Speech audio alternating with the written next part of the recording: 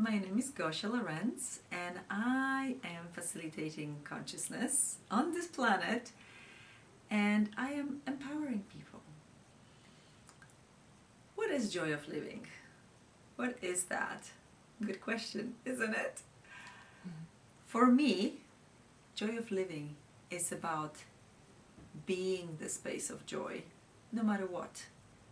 And especially now in such turbulent and often dramatic and tragic times, this joy is almost required for us to make it through it.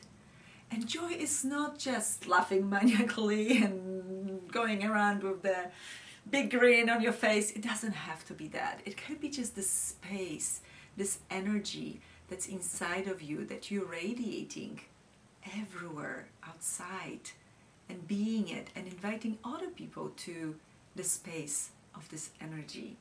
So how do we get there? I know it's a huge subject, it's a big task, it's a big ask for many of you, because how many of you have not been living in joy?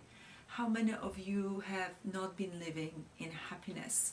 And put happiness and joy somewhere outside of you, somewhere where you have to somehow achieve it or get it, and it's out there. And maybe it's only reserved for the special chosen ones and not for you. So I would love to contribute to all of you guys out there watching it now and in the future, to change something that's not working for you and recognize what is that thing.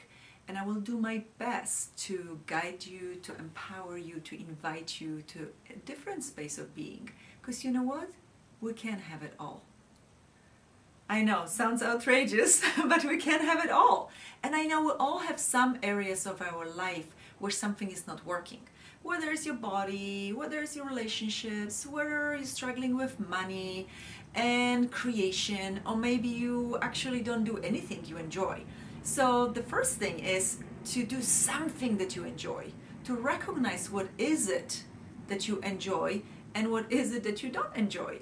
And I'm inviting you to be actually brutally honest with yourself, which is not the easy thing to do, but I guarantee your life will change if you choose to do so. Because how many times you don't want to look at certain places and spaces because they're uncomfortable? And you know what? So what?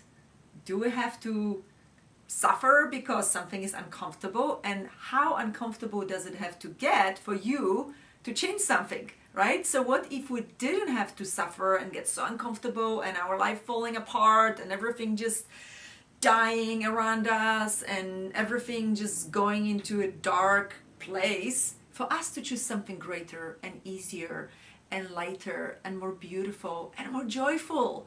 You know, this is something that I've been doing and searching for my whole life, and I always was on the path of awakening and path to enlightenment and path to joy and happiness and achieving everything I decided I should have in this physical body and on this planet. And I always saw everything outside of me, and I was always searching and running after it and looking for it and seeking it. And one day I realized, what if we already have it? What if we already be it? We just don't acknowledge it. So what is it that you're already being that you never acknowledged? And what is it that you maybe refuse to be because you would be too different? You'd be too crazy, too out there, and people would judge you and they wouldn't like you anymore. And do you really want to be surrounded by people that share your misery and or like happy when things are not going well for you? Because I don't. I choose beautiful, happy, generous people that have my back, people that actually are willing to see me with the good, the bad, and the ugly, because it's not always so pretty, right? So what if you started asking for people that will support you to show up in your life? And it's been working great for me. The people that weren't too supportive and they actually did judge me, they somehow disappeared. They stopped calling me, they stopped showing up, and they created space for somebody new to come in. And I have so many beautiful, magical people in my life now. So number one, I would say be willing to look at what is and be willing to lose something or someone that you've been hanging on to and holding on to that actually is not a contribution in your life, that actually is not creating more for you, actually is not creating greater. So are you willing to be brave? Because it does take courage to be that. It does. And are you willing to be that? Because you know what? Life is too short. And I do believe in different lifetimes. And in this body, we're only here once. You might come back, but why not start now? Why wait until Monday or next year, or when you finally get a new job or get divorced or find Mr. Perfect or Mrs. Perfect in your life? Start now. Start now. There's no more time. And you know what? Now in those times, we need to get stronger. We need to get greater. We need to get better. We need to get more courageous to face all the evil in the world. Because all the judgment, all the darkness, all the things that are attacking us in the media and everywhere around us, I consider it evil. It's unconscious. It creates darkness in the world. So without the judgment, can you perceive? I don't have judgment of it. It's just what is. I recognize what is. And I'm willing to be greater than this. To be more powerful than this.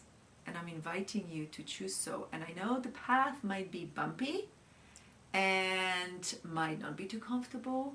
And you know what? Why not now? Thank you so much. This is the first video of Joy of Living with Gosia Lorenz.